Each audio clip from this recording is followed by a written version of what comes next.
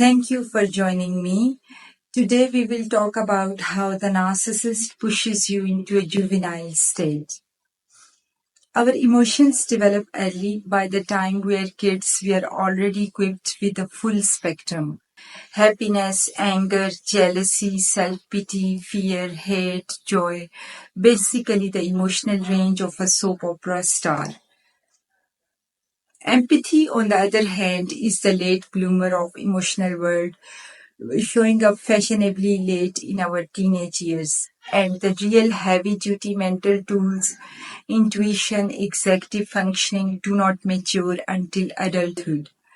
If our executive function, intuition, and empathy are not working, then our emotions decide everything. It is far easier to manipulate someone's emotions than the other parts of the mind. Narcissists often attack these three instruments of adult thinking, dragging you back into a juvenile acceptance of your screwed up situation.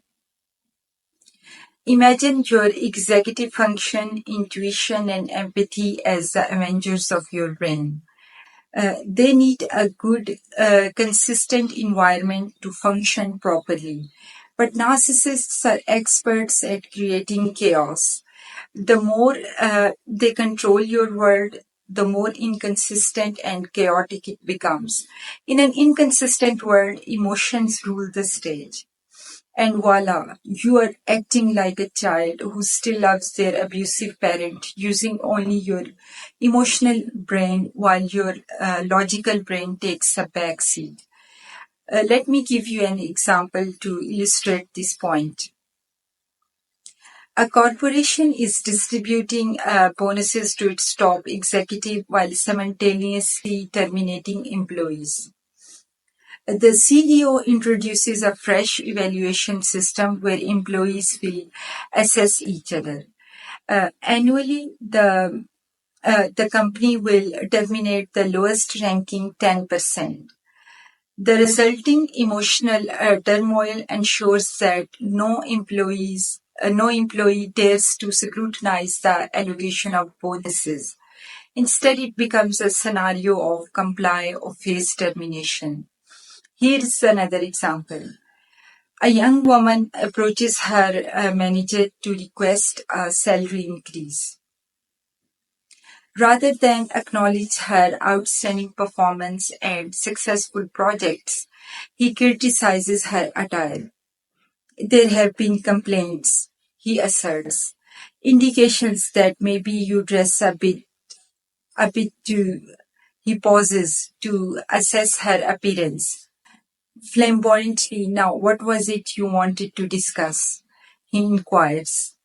Disheartened, she shakes her head and departs. When people are emotional, they do not make rational decisions that will benefit them. The narcissist creates situations where you simply cannot make rational, logical decisions. The abuse is never the fault of the victim. Now, let's talk about how narcissists can talk straight to your inner child to reinforce that juvenile state. Ever heard of Ben Franklin effect? It is the idea that if someone does you a favor, they're more likely to do you another. Narcissists use this trick all the time. They ask for small favors, not nicely, but with a demand. Do this or else. When you comply, you start to feel an attachment to this parental figure. Doing random favors for the narcissist disrupts your schedule and keeps you on edge. It is like being a kid again, trying to please that capricious parent who never says please, but always says do this or else. To sum it up, narcissists have two main tactics to push you into a juvenile state: creating chaos and inconsistency.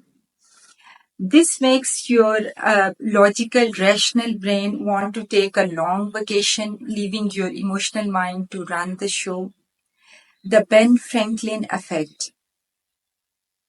By demanding small favors, they reinforce your childish need to please the parental figure, keeping you emotionally tied and obedient. So next time you find yourself acting like a toddler in the presence of a narcissist, remember it is not you, it is them. They are just really, really good at playing mind games.